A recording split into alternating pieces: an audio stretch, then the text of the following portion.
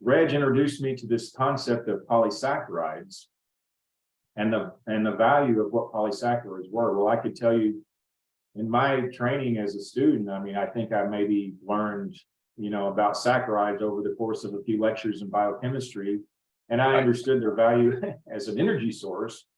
But in terms of everything else they do for our cells, I had no clue. And I don't think my professors did either, because none of this was even part of the curriculum that I learned as a graduate student. But what I learned through Reg and other people as I've gone down this path now is how crucial these polysaccharides are to us. And if I use the word complex sugar and I said, well, you know what, sugars are good for you, you'd probably laugh at me. You'd think, what's this guy talking about? Sugars are not good for us. Right. Sugars are bad for us. What are you talking about? Yeah. Man, what are you talking about? So, Yeah. but as you know, and as probably many of your viewers know as well, there are lots of different sugars in Mother Nature. And so it depends on the sugar type whether or not it could be good or bad for us. And so obviously something like sucrose or high fructose corn syrup, those are sugars we really want to avoid.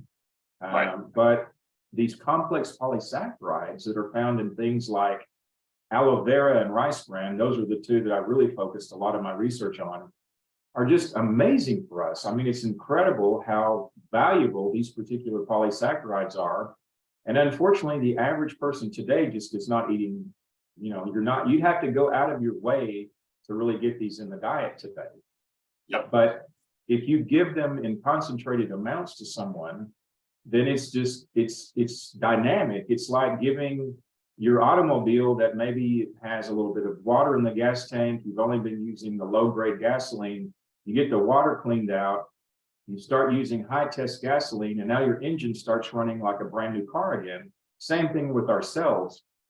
If we haven't been eating well, we don't exercise, maybe we use tobacco, alcohol, we don't manage our stress, we have insomnia, all these other things I'm sure you and many other guests have discussed in previous sessions. But if that happens and you live a typical life, then over time, as we age, you don't really notice these types of changes so much as as a 20-something.